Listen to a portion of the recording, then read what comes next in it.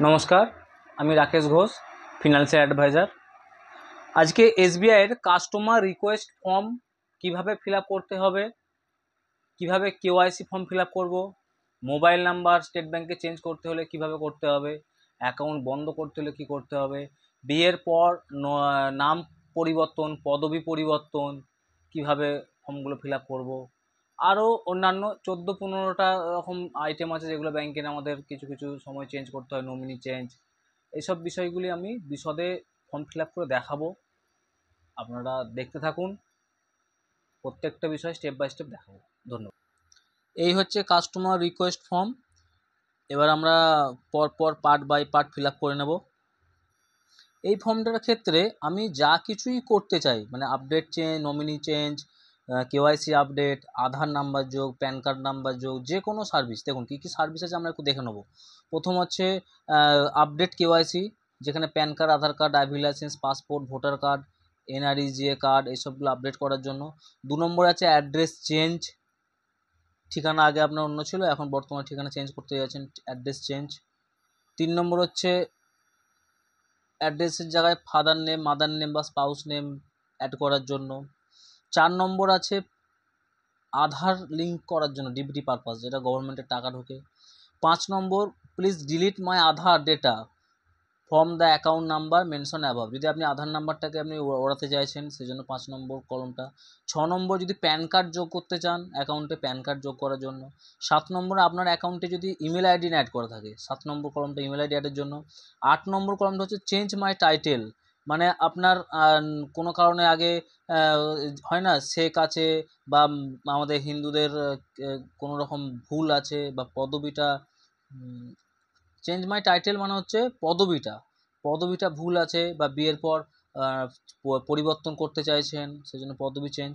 Change my name, কোনো কারণে আপনাদের নামটাকে চেঞ্জ করতে চাইছেন, নাম আগে যা ছিল এখন নাম আলাদা হচ্ছে, সেক্ষেত্রে চেঞ্জ করতে পারবেন। চেঞ্জ মোবাইল নাম্বার, ম্যাক্সিমাম লোকেরই এই প্রবলেম থাকে, মোবাইল নাম্বার কীভাবে পরিবর্তন করব, কীভাবে ফর্ম ফিল আপ করবো। 11 নম্বর কলমটা আছে অ্যাকাউন্ট ট্রান্সফারের কলম, অ্যাকাউন্ট সিআইএফ বোথ। 12 নম্বর কলমটা আছে চেঞ্জ মোড অফ অপারেশন, যাতে জয়েন্ট অ্যাকাউন্ট আছে বা 3 জনের অ্যাকাউন্ট আছে তাদের মোড অফ অপারেশন, একা টাকা তুলবে না দুজনে যে কেউ টাকা তুলবে, না যে কোনো একজন টাকা তুলবে, এই একটা ব্যাপার থাকে, মোড অফ অপারেশন।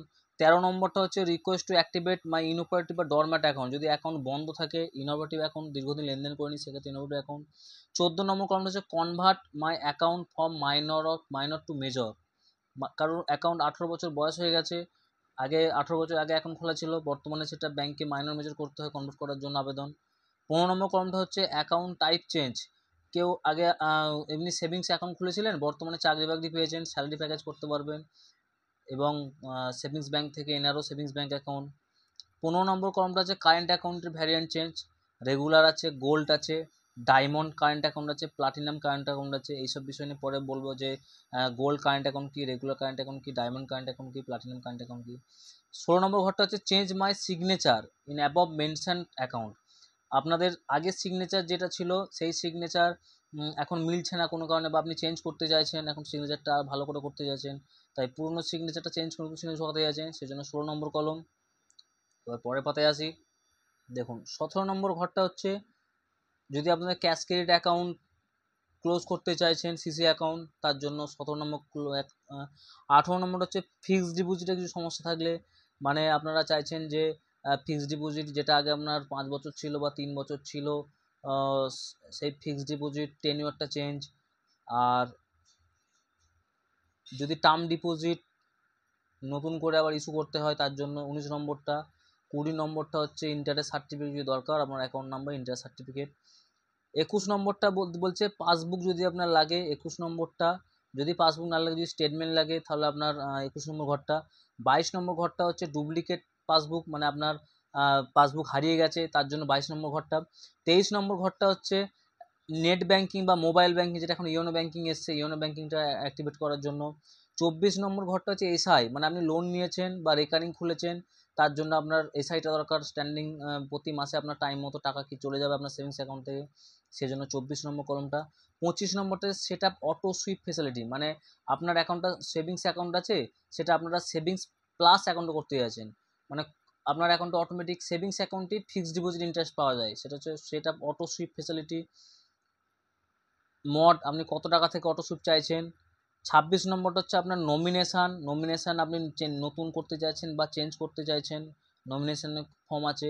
27 নম্বরটা হচ্ছে নমিনি মডিফিকেশান, হচ্ছে অটল পেনশন, PMJJBY, PMSBY, PPF, 27 নম্বর ঘরটার জন্য। 28 নম্বর হচ্ছে অটল পেনশন, আপনি অটল পেনশন করতে চাইছেন 1000 টাকা পেনশন কি 2000 টাকা পেনশন কি 3000 টাকা পেনশন কি 4000 টাকা পেনশন কি 5000 টাকা পেনশন, অটল পেনশন। 29 নম্বর ঘরটা চেকবুক, আপনার চেকবুক আগে ফেসিলিটি ছিল না অ্যাকাউন্টে, এখন চেকবুক চাইছেন, সেই কারণে 29 নম্বর ঘরটা। 30 নম্বর ঘরটা হচ্ছে আপনি চেকবুক আপনার ছিল কিন্তু বর্তমানে শেষ হয়ে গেছে, তার জন্য আপনার 30 নম্বর ঘরটা এখানে আপনি ফিল আপ করবেন।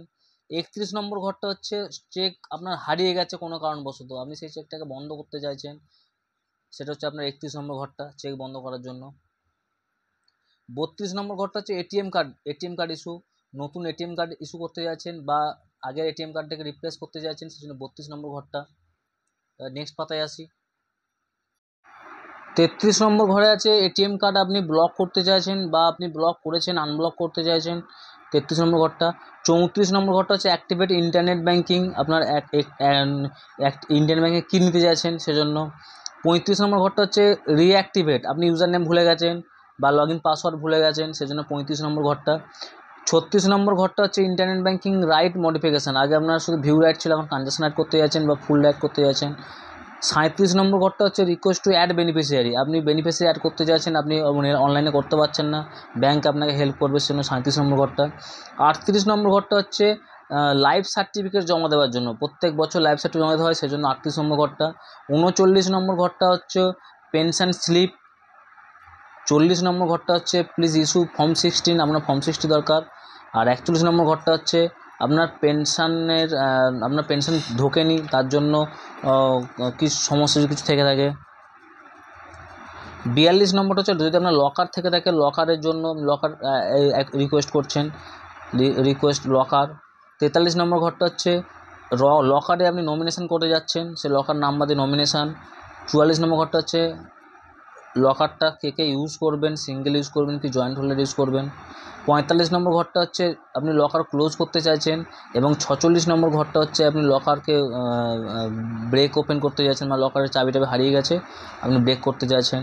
আর এরপর আপনার টার্ম অ্যান্ড কন্ডিশন আছে, এবং এখানে আপনি যদি ফার্স্ট সিঙ্গেল অ্যাকাউন্ট হয় তাহলে আপনার ফার্স্ট সিগনেচার অ্যাকাউন্টের জায়গায় সিগনেচার, যদি জয়েন্ট অ্যাকাউন্ট হয় আপনার দুজনের সিগনেচার, আর এখানে আপনাদের ব্রাঞ্চ ম্যানেজার সিগনেচার করবে, তারপর আপনি ফর্মটা জমা দেবেন। এই হচ্ছে ফর্মটার মধ্যে আমি দেখলাম যে কী বিষয় আছে বা কী বিষয়ে আমি পরিষেবা এই ফর্মটার মধ্যে আমি করতে পারবো স্টেট ব্যাংকের।